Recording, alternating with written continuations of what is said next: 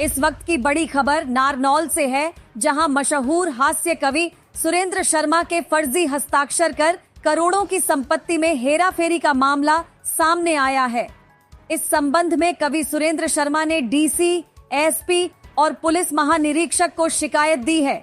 उनकी शिकायत के आधार पर पुलिस ने जांच शुरू कर दी है। इसी मामले को लेकर सुरेंद्र शर्मा ने आज पुलिस में अपने बयान दर्ज करवाए हैं। साथ ही परिजनों के भी फर्जी हस्ताक्षर किए जाने का मामला सामने आया है। जी हां, हरियाणा 24 अपडेट पर इस वक्त की बड़ी खबर। नारनौल में मशहूर हास्य कवि सुरेंद्र शर्मा के फर्जी हस्ताक्षर कर करोड़ों की प्रॉपर्टी में हेराफेरी का मामला सामने आया है। वकालत नाम संबंध पर फर्जी हस्ताक्षर कर जमीन हड़पने का मामला सामने आया है। लगा कि कुछ थोड़ा बहुत वकील साहब ने बताया, मेरे ताऊ जी की पोती यहाँ पर, इसी ने सारी जानकारी ली। इसने लिखा कि मेरी ज़मीन के साथ कुछ, इसने मुझे एक वकालतनामा भेजा था जिसमें मेरे जाली साइन है। तो मैं यहाँ पर अधिकारियों से कहना है कि इस वकालतनामे का कहाँ कहाँ गलत उपयोग हुआ है मुझे नहीं पता, तो कम से कम उसकी जानकारी इकट्ठा करके मुझे ये तो पता लगना चाहिए कि मेरी ज़मीन के साथ या मेरी पैतृक ज़मीन के साथ क्या क्या हुआ है। फिर दूसरे, यहाँ बीच में, गांव के बीच में एक जगह थी, तो मेरे बुआ जी के लड़के की शादी में पिताजी ने घोषणा की थी कि ये गांव की ज़मीन हम ब्राह्मणों को धर्मशाला के लिए दे देते हैं। तो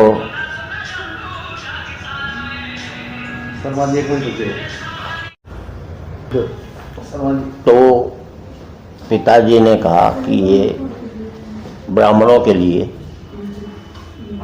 कोई धर्मशाला नहीं है, तो हम ये धर्मशाला बना दे देते हैं। 2-3 साल हो गए, नहीं काम बन पाया। तो पिताजी ने मेरे से कभी, मेरी इच्छा है कि हम गांव वालों को धर्मशाला बना करके दें। तो मैंने कहा कोई बात नहीं, बना कर दे देंगे। मेरा घर का मकान भी बन रहा था दिल्ली में, तो उन्हें लगा कि मैं शायद अपने मकान में ज़्यादा दिलचस्पी ले रहा हूँ। तो फादर ने कहा भाई मेरी एक और इच्छा है। मैंने बताओ कि हम अपने घर में बाद में जाएं, पहले गांव वालों को धर्मशाला दें। तो पहले गांव की धर्मशाला का मुहूर्त हुआ, फिर बाद में 6-8 महीने देर होगी, कोई ऐसी बात नहीं थी उसमें, वहाँ चले गए। तो पिताजी की ये इच्छा थी कि ये हमारे जो परिवार में हम 3 बाबा हैं, 3 बाबा के फादर के नाम पर हो। रामस्वरूप जी उनका नाम था और काफ़ी विद्वान थे। 96-97 साल की उम्र में उनका देहांत हुआ था। तो उनके नाम पर धर्मशाला कर दी गई। मेरे चाचा जी का लड़का यहाँ पर रहता है, तो वो ही देखेगा उसकी फिर और किसी नाम पर, किस ट्रस्ट के नाम पर मुझे पता नहीं, वो धर्मशाला खोली गई। जब खोली गई तो मैंने उससे कहा भाई दिल्ली आया, मैंने गलत काम किया था ने। फिर मैंने कहा तू उन्हीं के नाम पर कर दे और 25% या 20% उसमें गरीब बच्चों को दाखिला दे। और उन्होंने कहा भाई आपकी धर्मशाला तो काम में है नहीं ब्राह्मणों की। फिर गौर भवन बनाया, तो उसमें आपको कुछ योगदान। तो फिर मैंने एक कमरा पिताजी के नाम पर 7.5 लाख रुपए का, उन्होंने कहा भाई इसमें करवा दो, वो मैंने करवा दी।